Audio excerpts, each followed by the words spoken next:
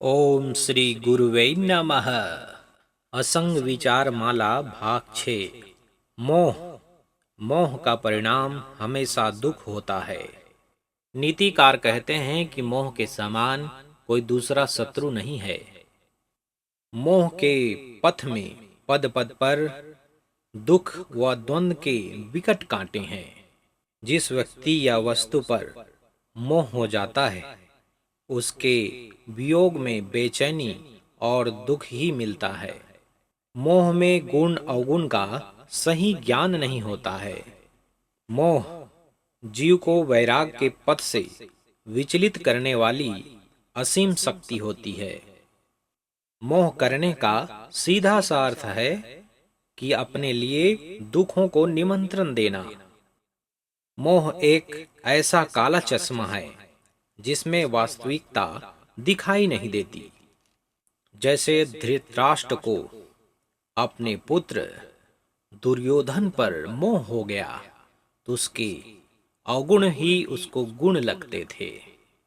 सुंदर रूप को देखकर मोह और रुपया को देखकर लोभ होना घोर पतन का संकेत है।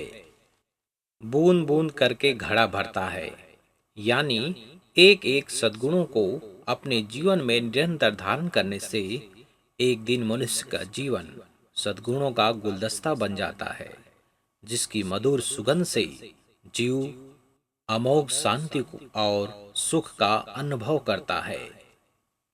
असंग अमृतवाणी। किसी भी स्त्री को देखकर मोहित होने में वही दुर्दशा होगी जो रावण, कीचक और सुंद उपसुंद आदि की हुई थी। किसी भी सुंदर पुरुष को देखकर यदि मोहित होगी तो बेइज्जती होगी जो शूर्पणखा तथा आल्हा उदल में जैसे बेला की हुई थी। रूप, सुंदरता, आकर्षण सब नश्वर है, क्योंकि संपूर्ण व्यवस्था व अव्यवस्था परिवर्तनशील है।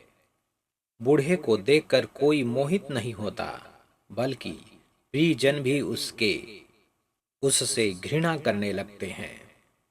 जितना अधिक मोह करोगे उतना ही अधिक दुख पाओगे। मोही व्यक्ति का मन वैराग्यहीन होता है, इसलिए वह सदैव दुखी रहा करता है। जिस पर तुम अत्यंत मोहित हो वे शायद तुमसे नफरत और तुमसे द्वेष दर्शन भी करते हो। अतः क्यों मोहांध होकर दुख भोग रहे हो? इसलिए सदैव के लिए इस मोह का त्याग करो। असंग विचार माला।